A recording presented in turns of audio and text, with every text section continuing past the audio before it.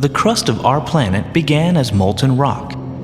Viewed from space, primordial Earth was a spectacular incandescent ball.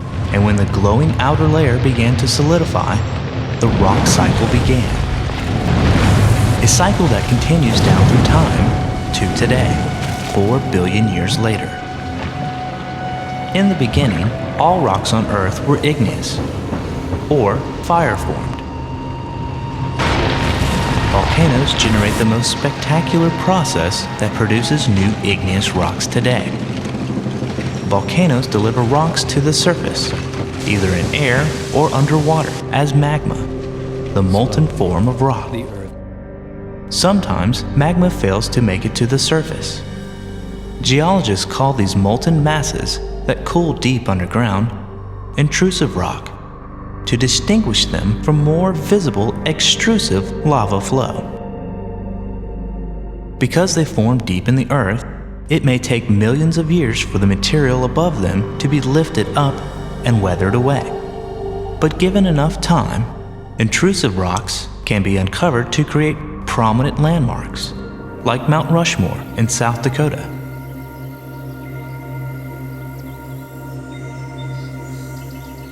Or Stone Mountain in Georgia.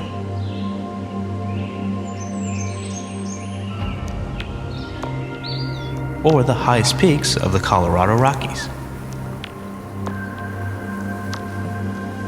Devil's Tower in northwestern Wyoming is a classic example of a volcano that didn't quite make it.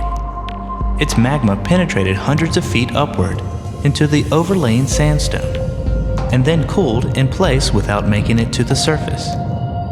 As it cooled, long vertical cracks appeared as it contracted.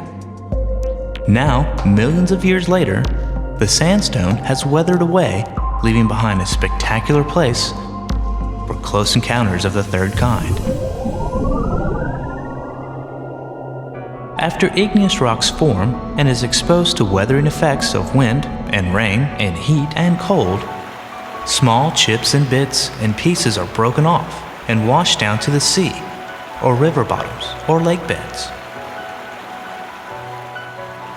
And given time, thick deposits of sediments, layer upon layer of igneous rock fragments, can be buried and baked and turned into stone again. Rocks formed this way are called sedimentary rocks. Over time, beach sand can be buried under sediments deep underground. Pressure and the heat of the Earth's interior, together with minerals deposited by water, cement the grains together into a rock called sandstone. As it resurfaces, sandstone will weather again and grains will be broken off and transported to another beach. Many of the grains of sand at your favorite beach have been on other beaches in the distant past.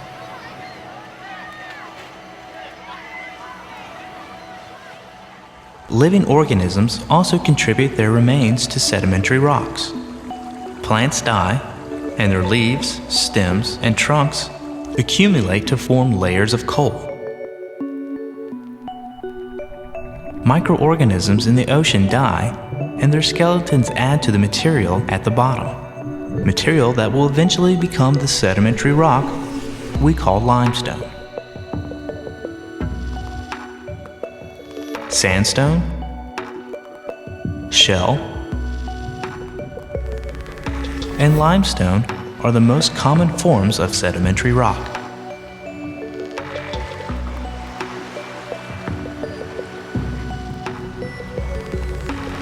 Igneous and sedimentary rocks are constantly being recycled. At the surface, they are all weathered away and form new sediments. But if they are buried deeply, even more interesting changes can occur. Heat and pressure and time can cause the atoms in the rock to rearrange themselves into new and denser materials. Graphite will convert to diamond if it is buried 100 miles down.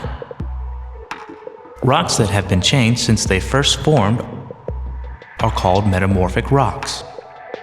These rocks tell incredible stories of conditions deep within the earth. Under the duress of tectonic plate collision, layered limestone transforms to marble, while shell turns to slate, and then big crystals of garnet and other high-pressure minerals.